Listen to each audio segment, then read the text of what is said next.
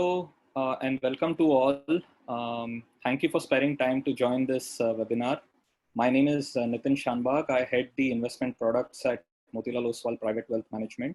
And in our endeavor to bring to you sessions which cover various aspects other than the markets, of course, we have lined up a very, very interesting session with us, and we have a very esteemed speaker. Before I hand it over to Mr. Gupta, a quick introduction. Mr. Aditya Gupta is the founder of successful brands like The Rug Republic, Sharda Exports, and Furniture Republic. The Rug Republic is a global brand of handmade rugs and is one of the leading Indian rug manufacturers across the world. Mr. Gupta is an avid adventurer, world traveler, and mountaineer who has climbed Mount Kilimanjaro, Chimborazo, Ecuador, the Island Peak in Nepal, and Mount Matnovsky in Russia. Mr. Gupta has done what very few people in the business world can think about or even imagine, and that is scaling Mount Everest last year in May 2019 at the age of 50. And most business people would think about retiring at that age, and hats off to Mr. Gupta for achieving this. Mr. Gupta is an alumni of the prestigious IIT Roorkee and FMS Delhi University. So I'm sure we'll have plenty of learnings from this session to take away at the end. If you have any questions, ladies and gentlemen, I would request you to please type in the same in the Q&A section, and we'll endeavor to have the same addressed at the end of the session by Mr. Gupta. So without any further delay, I'll just hand it over to Mr. Gupta. Over to you, sir. Thank you, gentlemen, and welcome to everybody, ladies and gentlemen out there. I think this year there was a lot of chat about Everest and the traffic jam on the Everest, and that picture went viral, and some of you must have come across it. So that was the time I actually climbed Everest. And out there, you know, when it's not a traffic jam, even then between every step, it is between 5 and 7 deep breaths. So things are pretty challenging and slow even without the traffic jam. And while you are stuck in a jam, your oxygen is running. So naturally, there is that's the stress point about the traffic, and the weather window can shrink at any time. So on my way back, also, my Sherpa actually sort of abandoned me and he walked off. And for the last 6 hours, I was alone on Everest with my last tank of oxygen. And these kind of things happened. And therefore, there is a lot to be learned from an expedition like Everest. And it's not only about what happens on Everest or mountaineering. In all throughout my life, you know, all the adventure, travel, and different kinds of things that happen during adventure trips, and I do pretty big game adventure. There is a lot to learn for life and for business. And now we are all in a situation of this coronavirus. So these learnings become very relevant, even though they were taken in before the coronavirus stuff happened actually. Now what we'll do is we'll do a slideshow on the computer, and then that will help you to get a first-hand feel for what it is. And after that, I'll share with you the 7 lessons which revealed themselves to me as a result of this expedition. Not only specifically, they're very simple things, very obvious things. And while you are there in the middle of expedition itself, you are very focused on the mountain and on the stuff that is happening, and you know, trying to be sort of safe yourself. But eventually the whole thing keeps playing in your mind over and over again.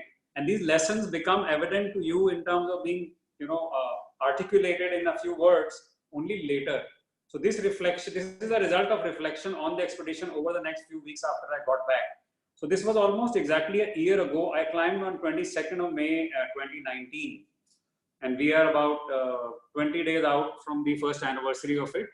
So let me get started with sharing with you the expedition itself. Hang on.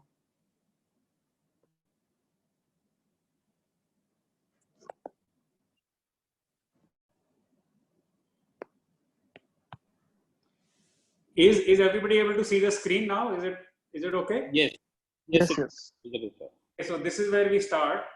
Lessons from Everest, as it's the title of the thing. So we get started. This is the picture from me a few hours away from the summit. And you can see that there is a certain expression on the face, and there is ice on my eyebrows. And you know, I have taken these slides from a book that I'm making on it. So there is some commentary on it. You don't need to obviously read the whole commentary. I'm giving you the commentary here. So, but that's the reason there is text on this, because I wanted to use the same stuff. This is a picture. It says 4:57 because that's my phone stamp. I reached the summit about 7:30 in the morning. So it's still 2.5 hours out from the summit.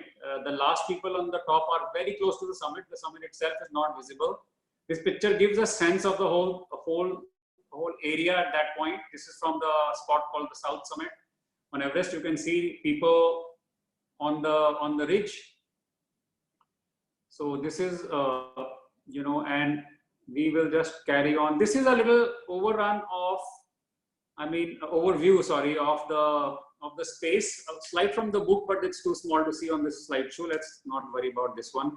Some pictures from Kathmandu. So we'll go through a slideshow of the trip itself.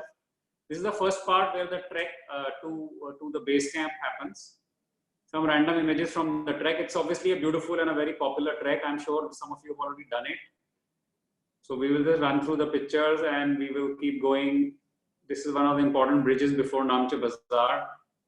I'll skip the videos for a moment because the videos are not playing smoothly on the Zoom sharing. Very important ones we'll do later. This is the village of Namche Bazaar. That's Kumjung village on the left, which is a Sherpa village from where a lot of Sherpas come in. It's funded by the Edmund Hillary Foundation now. It's quite a place. This is another important peak in that area. The scale is evident from the comparison with the helicopter, which is in front of it. And obviously the helicopter is closer to me, but you still can see the scale. Some images from the trek itself. Obviously, it's a beautiful place.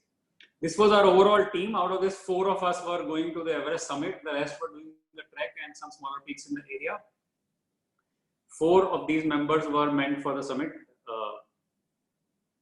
Eventually, this is a spot where if some people of you have read the important book called Into Thin Air.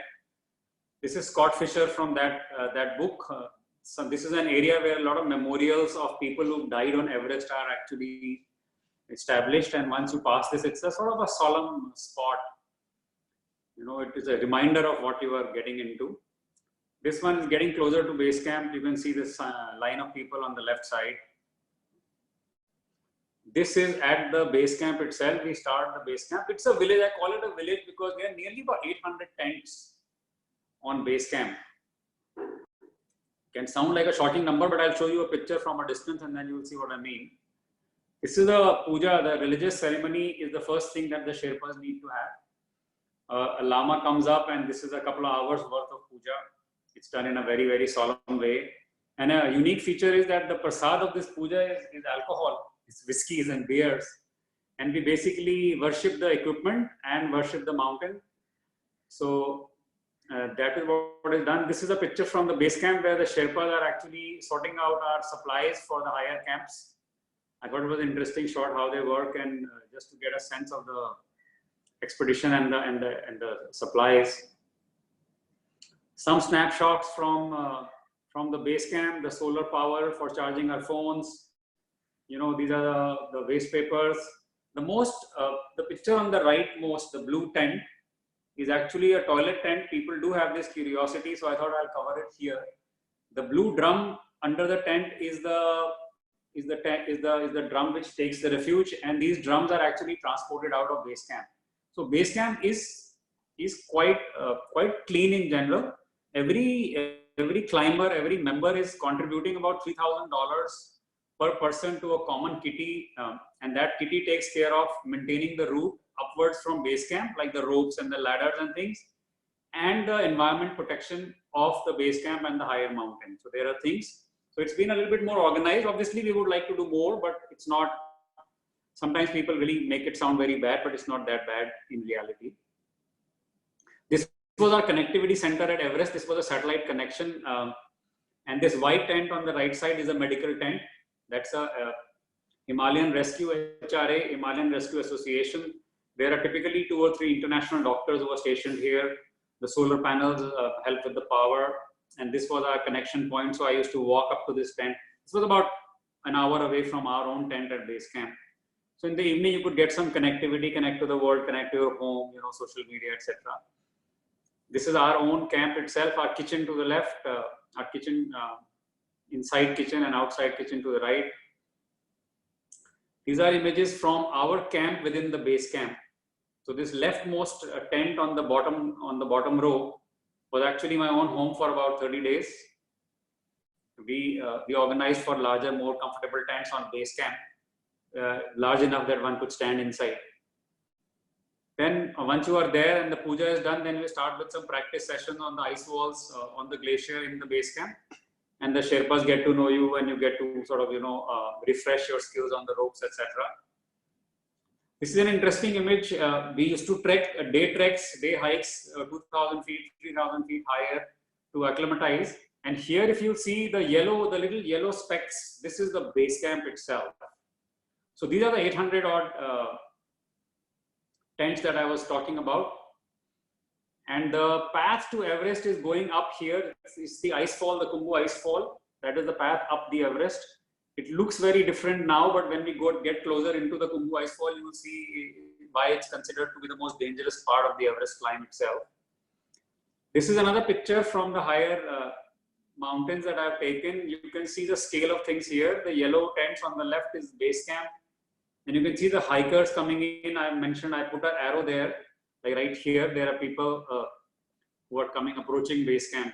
This is the base camp trekkers. Gives a sense of the thing. This is just a shot of our dining tent and our kitchen tent. Some views and images from the base camp itself. It's a beautiful place, naturally. I mean, it's the lap of the gods, if you like. This is where we start the climbing onwards from base camp. The trek is such that I believe that the Everest base camp trek itself is one of the easiest treks in the world. It's really comfortable. There are arrangements. There is a very simple path, broad and easy. But the moment you cross base camp, it is an immediate transformation to serious mountaineering. And this is the first part that you climb. This is the Khumbu ice fall. You can see these very large blocks of ice and the two human beings in the middle right here. And all of these blocks of ice are loose. And it can come off anytime, and the climbing is done at night because it's very stable. During the day, typically by 11 or 12, you don't want to be on the ice fall anymore. So this is when we start. Like for example, this one says it's about 3 o'clock, little before 3 o'clock in the morning. So it's somewhere in the middle of the Khumbu ice fall. It gets you a sense of what goes on there. It's obviously all vertical, and you're all on fixed ropes all the time. These are some images from the Khumbu itself. The leftmost is very interesting, that ladder on the leftmost. I have a video for it. We'll see if it can play. Then the next image itself, you'll see the same ladder from a perspective, from a distance. So this ladder in the right part of the screen and the left part of the screen is actually the same ladder. So it gives you a sense of scale of what you're really dealing with. That's Khumbu ice fall. And you can see why it is called the most dangerous, because all of this is very unstable. I attempted the Everest in 2014 also, and at that time there was an avalanche into the ice fall and 16 people died on the very first night of the climb. And that's the reason that season was called off. You know, the Sherpas went on strike, and effectively that season was aborted.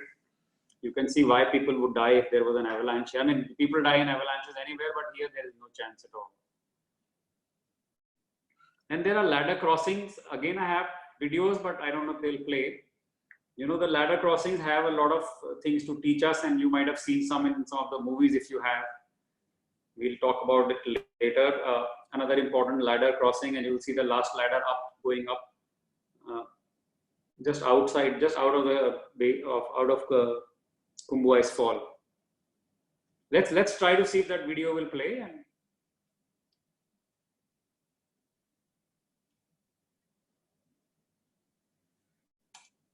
so this is what I mean.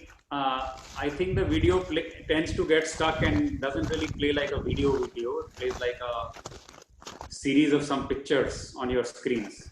Can somebody give me a feedback as to how this was playing? Yeah, it's kind of, as you just mentioned, sir, it's kind of stopping and start. Not the ideal way. So we'll see only the few important ones. We'll not see all the videos, but it gives you a better sense than just looking at a picture.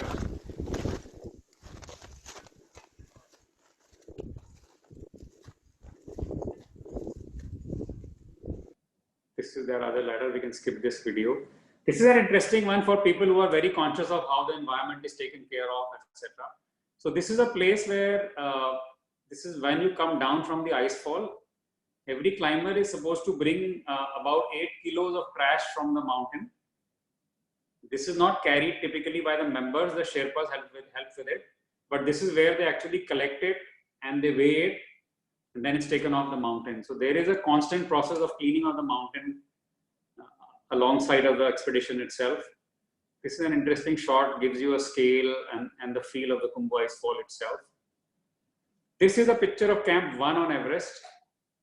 Beautiful, beautiful camp, very dangerous place though. I have some beautiful avalanche videos of this camp. If they play, I'll try to see. Okay, this is not even downloaded, so we can actually forget about it. This is sunset at Camp 1. So you see, this is the same view. You see all the mountains at the back, and then the same view from my tent toward that. All the mountains are gone, and it's a beautiful sunset in the evening. This is a picture of the avalanche. After the avalanche is almost gone, I do have a video of this avalanche. I was sitting after lunch, you know, and this massive avalanche looked like it will almost come into us, but fortunately it went about 100 meters to the left and no damage was done that day. Another avalanche video, but again, let's not worry about the videos for the moment. This is a nice photo of Camp 1. You will see people to the left, to the right, sorry. These little black spots are the people who are going from Camp 1 to Camp 2. It's not a flat camp as it seems, because all the crevasses and the depressions in the camp are not captured by the photo, because you're standing at the similar level, so it looks like it's a flat camp. But it is a very beautiful landscape, very dangerous. You're not supposed to go anywhere without a rope. You're not supposed to step anywhere where there are already no steps, because you never know where the crevasses can be. This is me sitting out. Once you reach, you know, there is perspiration in the boots and all, and it's warm only till the sun is out. I'm just trying to dry things off. The mountain at the back to the right is Lhotse. It is the 4th highest mountain in the world. To the left is Everest, which is not showing in this picture. Images of Camp 1. Camp 1 to Camp 2. Lots of videos of this place, but you will get a sense even by the picture as to how the crevasses have to be negotiated. And let's see if this video will play.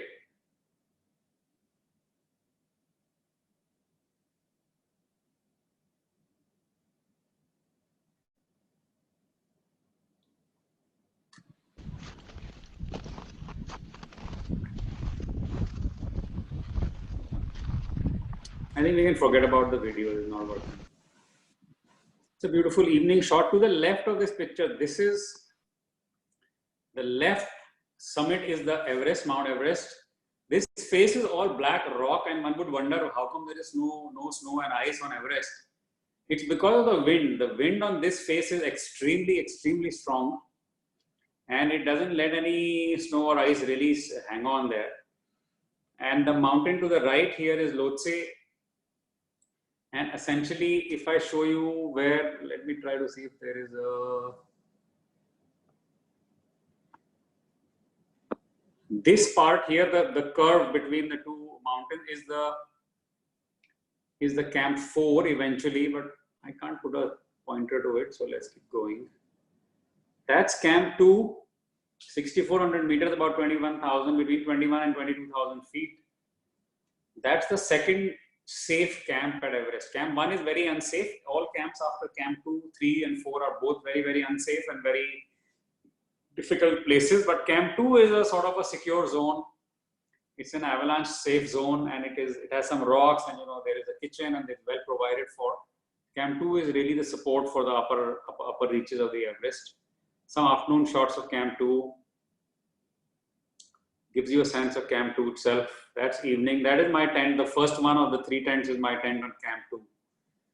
This is evening, and where the sun is shining right on the mountain now, to the left, that whole vertical, like this slope is the way up from it. This is called the Lhotse face. So very, very sharp vertical climb on ice. This one here, you can see people going up. You can see the people going up on this face, the Lhotse face. And the camp itself is, you can see, if you see closely between the people, there are some these yellow specks. Obviously, when I enlarge it, the resolution is compromised. But you'll see some yellow specks in the middle of the line. I mean, at the end of the line, sorry. That's Camp 3. So Camp 3 is a precarious spot. This is Camp 3. And in this picture, I also marked Camp 2 where we came from. So that black spot, that rocky zone is Camp 2. And Camp 2 to Camp 3 takes about 7-8 hours because of that vertical face. This is a nice video of Camp 3, but let's skip the videos. That gives you a sense of Camp 3, the vertical face itself, how vertical and how the rope climbing happens in this area. This is upwards of Camp 2 to Camp 3. Yeah, that's a good photo I got right next to a tent.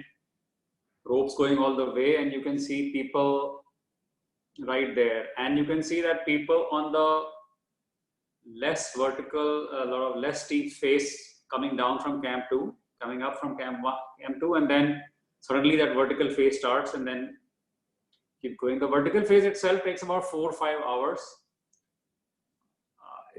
I would say it's the second hardest thing after the Khumbu Ice Fall. The Khumbu Ice Fall is not so much altitude, so you're not losing breath so much. It's not so hard to put a foot ahead of the other. But in this one, it is quite hard. That gives an overall sense of, I put some arrows where I see things like, you know, these arrows with climbers, you can hardly see them. And Camp 2 also I have marked here. That's Camp 2. These are individual climbers that are coming up, groups of people. And that's Camp 3. After Camp 3, there is one more camp before you actually make the final bid for the summit. So all these ice blocks are basically, they have to cut it out of the mountain because there is no flat surface. So you cut out the ice, you make a flat surface. It is a dangerous area even for just to, if you want to pee or something, you have to be always roped up. You're not supposed to move around at all. Just go collapse in your tent, get up and then go ahead. No roaming around, no idhar udhar. It's an interesting picture of the moonlight time. We had almost full moon when we were climbing at night. You can see the headlamps coming in from the Western Coombs. That area, that flat area valley downstairs is called the Western Coombs. Now the tents on the slope itself, some headlamps inside the tents, illuminating the tents, and such a sharp shadow of the mountain face in the moonlight. It's a favorite shot of mine. This is when you start going upwards of Camp 3 towards Camp 4. The little peak of the mountain on the leftmost of the frame is the Everest. This is Mount Everest here. And that's the final destination. It's only 2 days away now. This rock face is called the yellow band on the Everest. This is a face where there is no ice or snow, and becomes very difficult to climb over this because it's vertical and our crampons, the metallic spikes in the boots don't hold on to this. This is an important picture. Everest to the left. I have marked an arrow here. You will see these are people. Can you see the people? Four guys on the mountain. My arrow is on the lowermost guy. Gives you a sense of scale, what we're dealing with. This wall, this little mound or this little bump like a speed breaker here is about 70-80 feet high, steep vertical ice wall. And then after that, there is a gentler slope. This one actually I could have pointed out a path, but I don't know how to.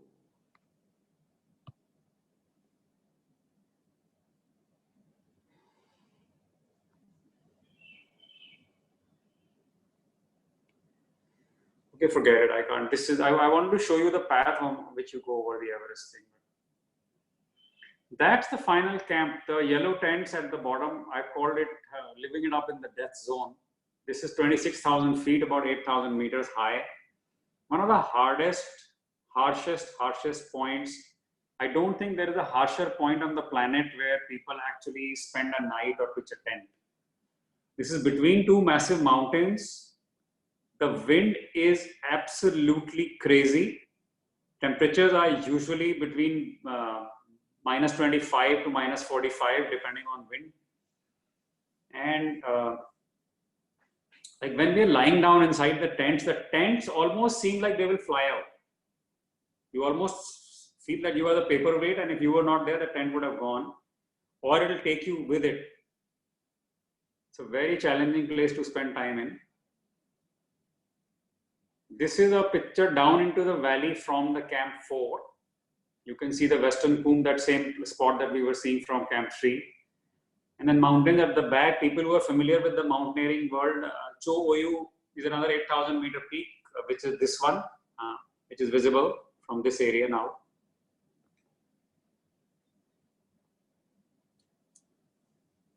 This was a spot between Camp 3 and 4 where I ran out of oxygen all of a sudden, and we will cover this little chat around when we talk about the lessons. I was trying to move, but then some mountaineers said that I should just wait, and let somebody get me another oxygen cylinder, because trying to move without oxygen at 26,000 feet can be extremely dangerous. So after trying to move for 10 minutes, I actually just sat down there. Another Sherpa came in who knew me, and then he went and then he sent. My Sherpa had gone ahead to camp, unfortunately, although he should have stayed with me. That's a close-up shot of Camp 4. This is the only camp which I would say is genuinely as a dirty camp, because you can see tents and things lying around on the ground. But this is also a space where it is very, very, very difficult to get anything out of here downward. It's very high in the mountain. It's really thin air. It's the death zone. You are exhausted. There is no sleep or food. I mean, you can't really eat or digest anything out here. I had a own story here. I mean, even something as small as a t-shirt or a little thing like 200 grams or so seems a lot of weight out here. So I can understand, even though you feel sorry for the scenery, but really on a human basis, it's very complicated.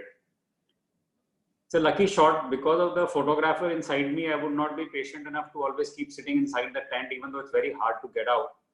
To quickly get out, get a few pictures, then get back inside the tent. I got this sunset from Camp 4. Gorgeous photograph. You are above most of the mountains and clouds of the world, and Mount Everest is within kissing distance. The last night remains. Typically, we reach Camp 4 during the day between 12 and 1, and the climb happens at night, the same night. But when we reached there on the 20th of May, it was very stormy in the evening.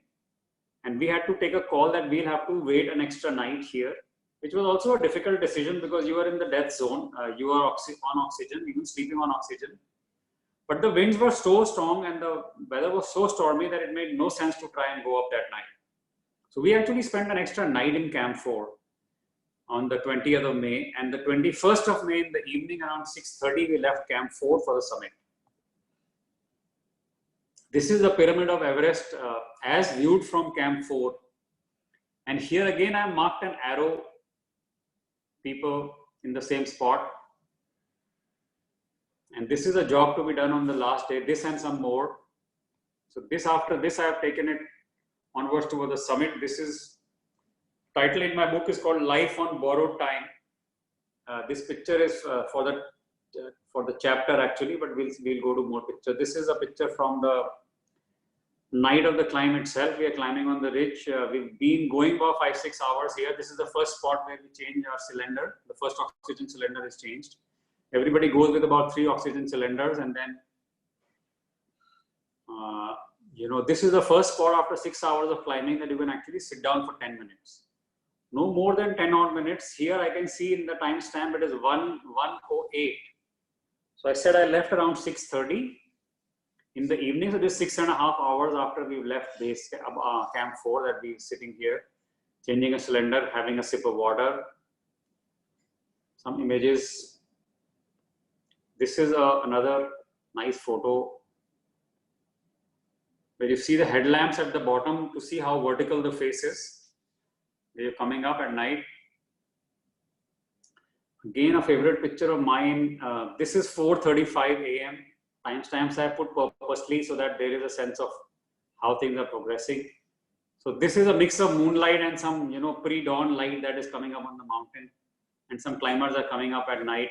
These are pictures which have been very hard for me to take because you have to take off your gloves, your e-tips and things don't work at the -30 temperature. So I would quickly, I would keep the phone next to my body inside my Himalayan suit and take it out, take off the gloves for less than 15 seconds, just point and shoot randomly, take a few pictures, and we'll see later on. We also wanted to conserve the battery naturally. It's so cold that the battery dies out pretty quickly. So you can't be too adventurous with photography. Gorgeous, gorgeous, sun cracking out. This spot that I pointed, that mountain top, is the Manaslu, another 8,000 meter peak. It's typically considered to be a more easy 8,000 meter peak. A lot of times people do this as a pre-Everest expedition. This is just before 5 a.m. in the morning on May 22nd. You can see the timestamp at the bottom right. This is the south summit. I have mentioned this here. If you see the glacier down there, this is towards Tibet. So the direction we are coming from is behind me now, and the picture is on the other side. So from this point on, you suddenly see the mountain that remains. But I will talk about that. This one is I've called it the most difficult to see sunrise in the world. It's very close to Everest summit. It is now 4:58 a.m. again. Around the same time, I've taken these 2-3 pictures. And one can see how it is. So this is the view I was talking about. So this point from here, you don't see this view. When you reach here, all of a sudden you see this view.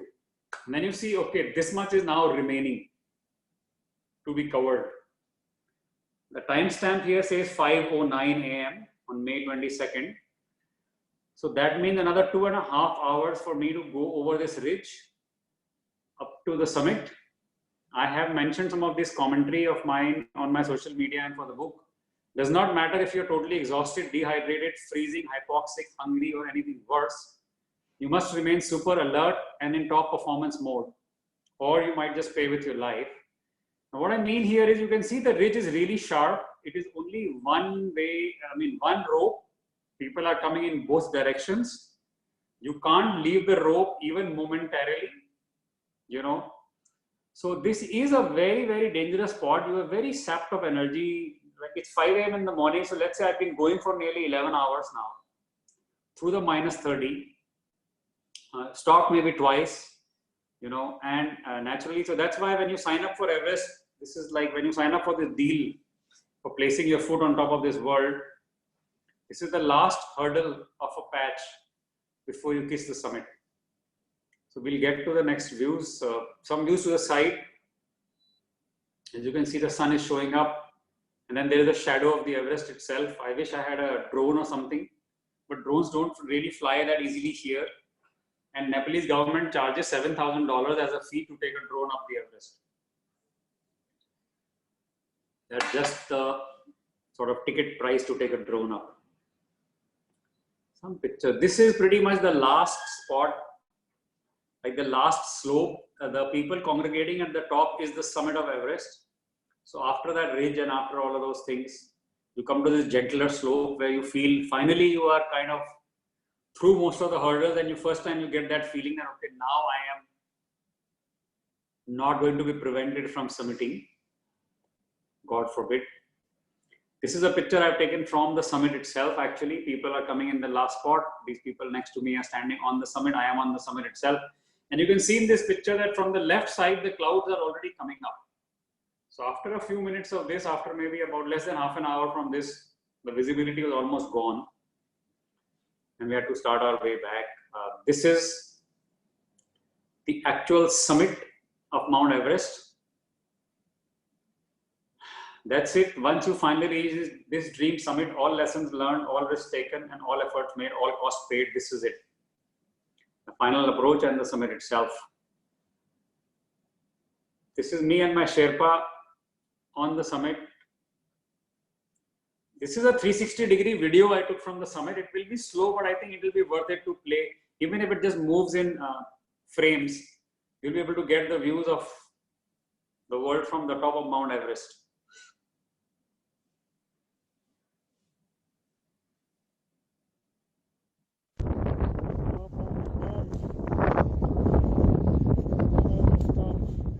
clouds from the east. So this is the place where this is the summit where the people are and the flags are. That's the summit of Mount Everest. That's me with my company logos. Obviously very happy, very proud, very thankful. And this is genuinely what I mean, and I want to share with everybody out here that my goal was to prove that ordinary people like me can do a lot with preparation and passion. And I'm genuinely no fitness freak or sportsman, or I'm like everybody else, a business person. But if I can make it to Everest, I think almost anybody can do anything, and I genuinely mean it. It's a moment that I made a small video for my family out here. Then on the way back, as I told you, the clouds were showing up already, and the way back it already started snowing and the weather became pretty serious. Some pictures that I could manage to take, mostly I couldn't because it was a tough situation, and this is a video for my family which I made, just called their names out and I told them I love them. And naturally your family has a veto power on these kind of expeditions. My family has been always very supportive. My wife, my mother, my dad and my children, anybody could have put their foot down and I would not have gone to this. But they let me do this for all my life. Another nice image on the way down, you will see this is my boot. This is now midday, 12 o'clock on May 22. Another traffic jam. I'm waiting for the traffic to clear. And this is pretty much the spot where my Sherpa actually left me. He went into the traffic and I never saw him later after that. He just walked off. And now then after that, I realized that now I am by myself and I have the last cylinder of oxygen. So this photo is 12:06. I reached the base, the Camp 4 around 5:30 in the evening. 5:30, 6:30 in the evening. So 6 hours, as I said, I was there for a full 24 hours. This is a video of this spot. Let's see if this will play. You will get a sense of where it is and how the visibility and everything is gone, and what it means to be stuck on Everest and why the traffic jams are such a big issue. And bear in mind that when you can't move, I think we were sitting here for more than half an hour waiting for this traffic to clear up. That's why I had the time to make this little video. But one is always conscious that even though you are not moving, your oxygen is flowing in the tank, from the tank into your mask. And once you run out of oxygen, after being on the mountain for 20-21 hours of exhaustion and dehydration and everything, it is a very tricky situation, a very, very precarious situation. I'm sorry about the videos, folks. Okay, so this is after that. I haven't taken more pictures because it would become a very long slide, but you got the gist of the whole thing. We'll come down to the idea that we want to talk about, the lessons itself. We call them brain tattoos because I think after they appear themselves to you, nobody is giving you these lessons, nobody is telling you about it, but these are things which you just think through and they just become apparent after the whole thing is played in your mind a few times. For the first few days I got back, it was just as if a record player was playing in my mind all the time. Lesson number one for me was preparation plus passion. It is important that I would explain this here. What I mean is that a lot of times we see passion is not really matched with the preparation part. We are passionate about many things, but we don't put in the sacrifices needed. What are the price, what are the sacrifices we are willing to place for something? And then eventually, when things become difficult in preparation or middle of the project itself, that's when our passion comes into play. And if there is not enough passion, preparation alone also can't really carry you through the difficult parts. So my thought was that unless there is a good mix of both preparation and passion, any achievements on larger projects, more difficult things in life is kind of unlikely. Lesson number two is what I call, the power of focus, and our actions depend on focus, on our focus. You saw the video or you saw the little pictures of these ladder crossings, and these crevasses are 100 feet, 90 feet. And when you're crossing these ladders, you have this little rung which is a couple of inches where you can put your foot, and then to the left and the right and everywhere else, it's like very, very dangerous. These ladders are very unstable, they're very wobbly. They're just placed there. When they're tied with a rope, they'll not come off completely, but they're not really fixed. So point is that the negatives and positives are always there, and how we focus, where, how sharp can be our focus, that we don't look at the negatives. Some other videos I could not play. There are places which are hardly 6 inches, 9 inches wide where you can put your foot and go. And everything all around is like sudden death situations. So if I'm going to look to the left and right and into the ridges and into the crevasses, we're going to freeze. So the power of our focus can lead us out. It was an important lesson which brings out, you know, in a matter of 45 days on an expedition like Everest. But in life, we see that all the time. Even these days with the coronavirus situation, we can either focus on what all can go wrong and what is already gone wrong, or we can focus on what we can do to make the best possible results. And where we focus will basically guide how we act. The next lesson, again relevant for Corona as well as for Everest as well as for any other project: scale need not scare you. When facing a massive and a complex task like Everest, one can't afford to be afraid of scale. This picture of the Everest is from Camp 4. So you know that there are no more camps left. This is the whole thing. You have to go one night and come back. Till now you're going and climbing and then camping at the higher spot. But now you have to go up and come back, and you know that coming back is the more dangerous part. It is 75% of the job actually. But if you get scared of the scale, no chance. So I'm saying that the scale should be enthusing us and not scaring us. That's lesson number 3. Lesson number 4, I told you about the steps. Literally, I'll just sort of act it out for you. If I would go, I had to, for the whole night, counting breaths between each step.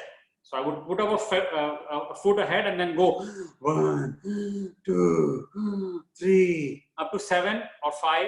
If it is not that steep, then up to 5, or if it is more steep, then up to 7 times between each step. One step, one step, one step, and eventually, friends, I was on the top of Mount Everest. So once the steps are decided, one needs to just keep putting one step ahead of the other. You can walk or run or crawl, but you need to keep moving forward. That alone can get us to succeed. That's lesson number 4. Lesson 5, expect the unexpected. I told you about one of the things, that the oxygen running out on me, then the Sherpa deserting me on the way back. Before that, on the Khumbu Icefall, one night we were climbing, and all of a sudden my left leg, the whole of my left leg went through the ice into the water below, soaked in water inside up to the boot, minus 25 temperature outside, in the middle of base camp and Camp 1. There's no other thing that you can do except go back to base camp. So I got separated from my team, and me and my Sherpa went back. At that temperature and with wet and soaked wet clothes and water inside your boot, ripe conditions for frostbite. So things will happen, unexpected things will always happen. Life teaches us. Coronavirus is exactly that. Nobody in the world could have thought we'll deal with something like this. But if we are always expecting to deal with something unexpected, I think our mindset is different. We don't panic. If we are expecting, then we don't panic. We don't know what exactly to expect. We can't plan for every eventuality.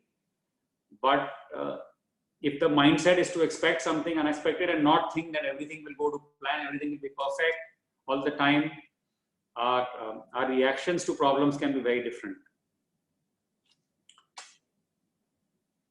Very interestingly, this one I added later on because I got this asked through some presentations and live talks that I gave, that, are you not afraid? You're not scared? And of course I'm scared. Of course everybody is scared. There's no such thing as not being scared. What realistically is the threat? Look at this picture. This is the Khumbu Icefall. You're going through these kind of things. Who can say you're not scared? But threats, can't be ignored or wished away. They have to be accepted, and we have to make friends with fear, which is basically meant to say that I will be prepared for it. I will deal with it. I know what to do, and I'll keep on with optimism and some action against it. Last and very important, time is oxygen. As I told you again and again that during that whole trip, when you were stuck in traffic or because of any other reason, your oxygen is flowing. It is a fixed quantity and it's carrying on to flow. And if you're not back in time, if you're not done in time, only a miracle can actually save you. So once we are above the 8,000 meter in death zone, even if we are not moving, oxygen is running. We need to keep going and reach camp before oxygen runs out. And in life again, you know, the clock is ticking regardless of what we are doing. Productive, unproductive, the clock is ticking. So to me, you know, that lesson about time in life is like oxygen on Everest. We have a fixed amount and it keeps moving even if we are not moving. Critical lesson taught very effectively by the Everest, my friends. These are just a lot of media coverage and TV coverage happened. A lot happened around my age situation. Now this 50-year chap is doing all of this. Nice pictures. My wife and my daughter had come to pick me receive me back in Kathmandu. The picture on the right is the actual certificate that you get from the Nepalese government after Everest. So it's a very humbling certificate. It actually looks like it was a funny feeling when I got it actually, you know. It sounds something so big, but the certificate makes it look something so ordinary. That's intended to be the back cover of the book, but we're still designing it though. So that's it for the slideshow and the presentation. Let's get back to Zoom.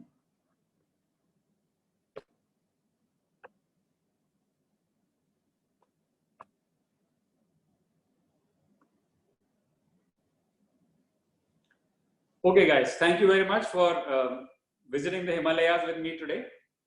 If you have any comments or questions or additions to the whole idea, I would be happy to answer those. First of all, let me just say this was as breathtaking an experience as climbing Everest itself. So thank you so much, sir, for having shared this with us. Let me go to some of the questions and maybe we'll take them as they come.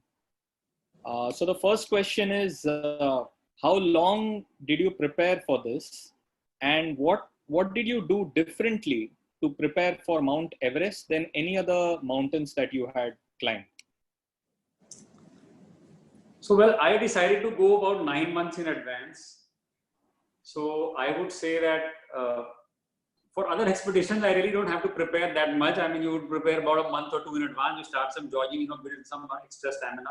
I do keep regular with my exercise, but Everest is a different scale and you are a little bit scared. As I said, you have to make friends with the fear. So I started about 9 months in advance, wanted to lose weight. So I lost about 10 or 12 kilos, built up my capacity with, you know, exercising with rucksack on my back and weights in my ankles. So essentially you build capacity for your cardio capacity because you are having those 24-hour runs on the mountains. And that's not simple, but mostly I have to say that it is a mental game. It's most experienced people have said that climbing mountains is 98% attitude, 2% aptitude. But that 2% of aptitude actually comes before the attitude. You have to qualify. So the physical part is a table stakes. It doesn't take anything extraordinary, but still you have to be prepared. You can't take it lightly. Right. What actually triggered you to do this activity? What was that gave you this push? Well, I have been in love with the mountains. In 1987 was my first trek.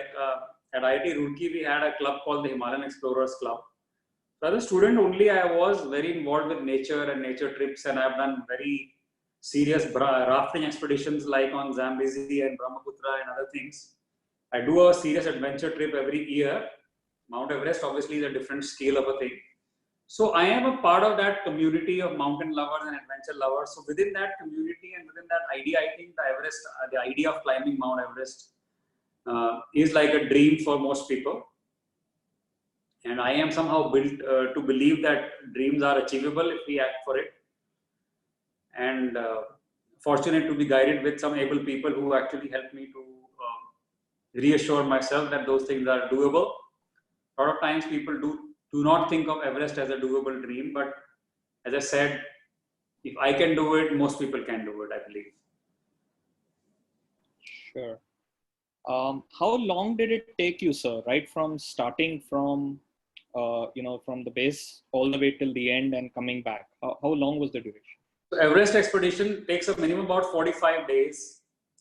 You have to bear in mind that you have to take between 45 to 55 days because a lot depends on the weather forecast and things like that. But 45 days is about the minimum. Delhi to Delhi, you fly into Kathmandu and then back. On the mountain itself, we were 43 days. We were lucky. I mean, when we gone in 2014, it was a longer trip. Didn't happen, but a lot depends on the weather windows. It is a long, that is a big part of the whole endurance and the capacity building thing. Is not only the climbing piece, but just enduring that life of sleeping in a tent, eating very differently. You know, our sleeping bags for the higher reaches are rated for minus 40 degrees. Wow. You know, you get up in the morning, there is ice in your boots and things. So it is a very tough life, so to speak. And unless you really are comfortable with it or enjoying it, or at least not overly distressed about it, you can't really last these long expeditions. I mean, we are shut down in our homes for 45 days, less than 45 days, and most of us are complaining. We are comfortable, we have home food, you know, we are doing our work, we are with internet, we are with family, but we still are complaining. And there you are, minimum minus 25, nylon tent with all kinds of risks. So yeah, endurance is a big piece of the preparation and mental fortitude that you need out there. Sure. I guess the next question is kind of something similar. You made it, look very easy. I mean, it obviously wasn't easy whatsoever, but the kind of ways you explained, you put it into perspective. But there must have been stages where you would have felt, I just want to quit. You know, I can't do this anymore. I just want to quit. How do you deal with that kind of mindset?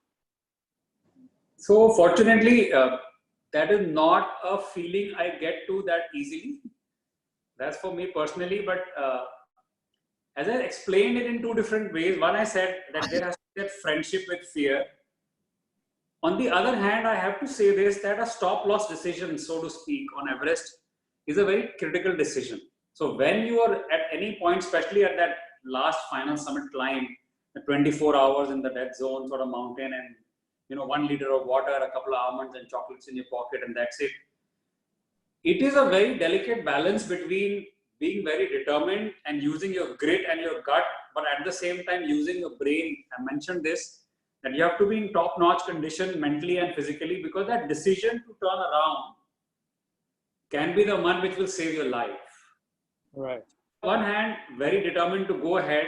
On the other hand, also very wise and humble about if you need to turn around, you need to turn around. And everybody knows, and I genuinely believe, and I've written that in my book too, and I share it all the time, that there's no such thing. People either say, oh, you conquered Everest. There's no such thing as conquering Everest. We are a bloody cheaty. I've seen those, you've seen those pictures. Human beings are nothing. We genuinely believe that the mountain lets us climb. There can be no sense of arrogance. And I am telling you this very, very amusingly, that on the base camp, there are different kinds of people. Some are very experienced, and some of the people I met were, they came across as, oh my God, these are so experienced, they're ice climber, this and that. And they would talk non-stop about how great they were. Most of those people didn't make it. They turned around camp 4. And, the more sort of underdogs, people like me and some others, we made it. And I am so thankful that I didn't even have a frostbite. Most people come back with frostbites and things. God was just kind. So I fortunately didn't think of giving up, but you have to be prepared to do that. And again, I think it's very connected to the life lessons in business, in life, that stop-loss decision. Now, there is no science to it, obviously. It means different things to different people. You have to know about your own fuel in your own tank, and what you can deal with, and how much optimism you genuinely carry. You can't fake it. The point is that you can't fake it on Everest. It has to come inside you, and you can't be arrogant about it. Other than that, it's your destiny about taking the right decision. Sure. I don't know if that was a good answer, but that's the yeah, very humbling experience, I must say. Okay, what was the difference between, let's say, climbing Everest and climbing, let's say, a Kilimanjaro? Well, Kilimanjaro is a very simple thing. Kilimanjaro is not a life-threatening mountain. These are small things which give you the practice, but since Kilimanjaro also takes quite a few hours at night, and it's minus 20 even while climbing Kili. However, it's not a comparable thing. I think it's just not comparable. Right, right. It's a totally different thing. But once you are anything beyond 8,000 meters, whether it's Everest or anything else, in fact, Everest in many ways is easier than some of the other mountains because Everest is a lot of people. So a lot of arrangements are there on Everest which are not on other mountains. Like when we've done some simpler, like lower mountains in Karakoram, we did once in 2011. We were there for 28 days. The last people gone on that area was 7 years before us. So you're like by yourself in the wilderness. There's nothing. And in India, there is no choppers coming to take you. There's no satellite phone, nothing. You're on your own in the middle of genuine wilderness. So those are in many senses more difficult than Everest. Everest, there is a lot of backup planning. There is people, there is the ways kind of, dug out. Even if it's icy slope, so many people are going through it that the steps almost get cut out on the face. To become easier than many things, but not comparable to Kilimanjaro, of course. Sure, sure. Okay, this is a good question. What did you first feel when you reached the top? So the first thing that entered your. So the first thing I did, I remember very clearly, was to actually do this exact action. I looked up to the heavens and said thank you, because when you are going up, you are seeing everything, and every logic is sounding like you should be perished by now. Right. There are dead bodies. You are literally crossing over dead bodies. There are people who are breaking down, crying. All kinds of things are happening, and you are the one bloody ordinary chap going up and up and up, and you are fine. It is something which told me that, there is such thing as a superpower. There is such thing as the power of good wishes and prayers. Obviously, my family in India was kind of up all night because they knew I'm gone. I wasn't in touch with them for 28 hours. I told them on the afternoon of 22nd May that we are now going to leave. Around 4:30 in the evening was my last message to them. After that, we left. And when I came back the next day, around 9 o'clock in the evening, I could connect with them just briefly to my wife, a 30-second call because we're running out of batteries and everything, to say that I have gotten back, I am safe, everything is good. That's it. 28 hours, no contact, and your family knows that you are trying to climb Mount Everest tonight. So for me, the first thing was to say thank you and to say, thank you to everybody who was praying. And a lot of my friends and people were aware. There was a live, people were following them because of social media and all. So that was my first reaction. And you obviously are happy about the achievement, but very importantly on the summit of Mount Everest, you know it very clearly that the job is mostly remaining. 75% of the job is getting back down. Unless you are down safe, nothing is achieved. Because you may reach the summit, most of the deaths happen on the way back. Most of the problems happen on the way back because of weather, because of oxygen running out, because of you're so tired and exhausted, you just collapse. So I was just thankful, happy, and then got on with my job after taking the few pictures.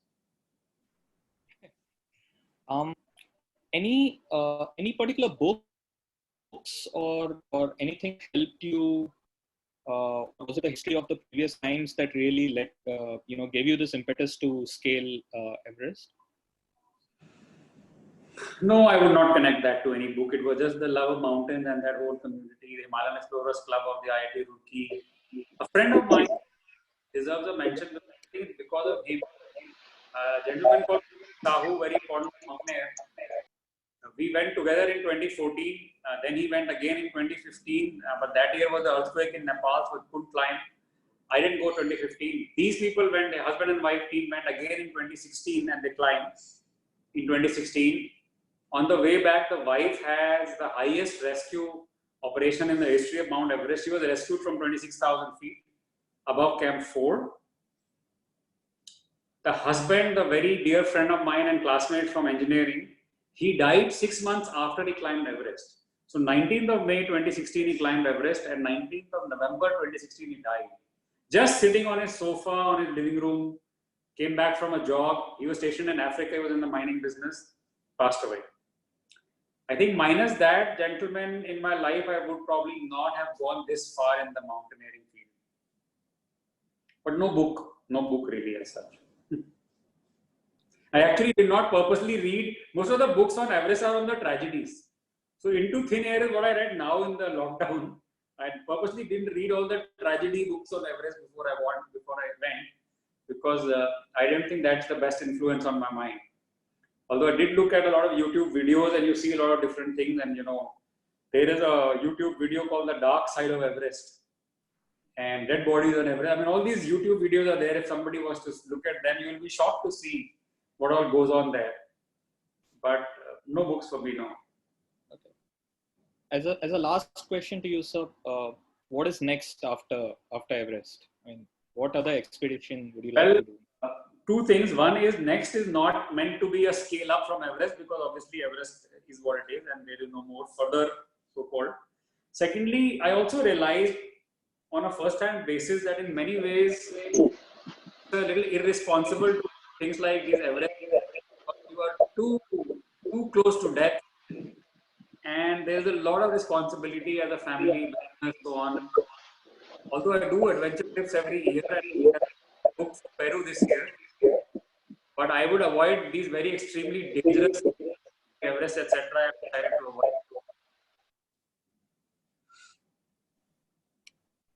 Sure. So on that note, sir, I'd like to thank you very, very much for sharing such a marvelous experience and for such thoughts. I'm sure there are plenty of takeaways from this session that we'll all take.